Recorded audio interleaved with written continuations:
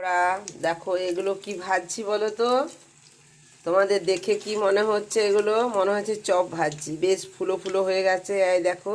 কিন্তু না, এগুলো চপ নয়, এগুলা হচ্ছে পোয়া, মানে দুধ পোয়া বলতে পারো।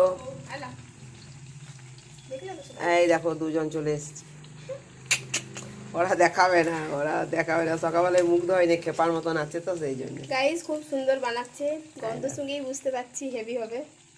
আরো বলে দেখ কি কি, তোরা খাবি। এই দুটো পার্টনার আছে, ওদিকে দিতে হবে। এগুলো হচ্ছে মালপুয়ো বা দুধ পুয়ো, যেটাই বলবে। পুরোনো দিনের মিষ্টি, আমার মা খুব বানাতো, আমার ঠাকুমা কাকিমা জেঠিমারা সবাই বানাতো, খেতে হেভি লাগে। কোথায় রসগোল্লা, কোথায় আরও কিছু যা লাগে না। কিন্তু বিজয় দশমীর দিনে এগুলো বানাতে হয়, অনেকেই জানে না, বানাই না। প্রত্যেক বছর বিজয় দশমীর দিনে এগুলো মিষ্টি সবাইকে দিত, মা হাতে তুলে খেত, প্রণাম করতে আসতো। তো যাই হোক, এগুলো বানাচ্ছি, দেখে মনে হচ্ছে চপ, বেশ ফুলো ফুলো লাগছে, খেতে দারুণ লাগে। অনেক কিছু দেওয়া হয়েছে। বনালে একটা দিয়ে দেয়, গরম আছে। ধর কাগজ নেবি? কৃষ্ণা কই? কৃষ্ণা এসছে কি? কৃষ্ণা হ্যাঁ, তাহলে ওকে যে একটা দিতিস তো, ওকে পাঠাবি।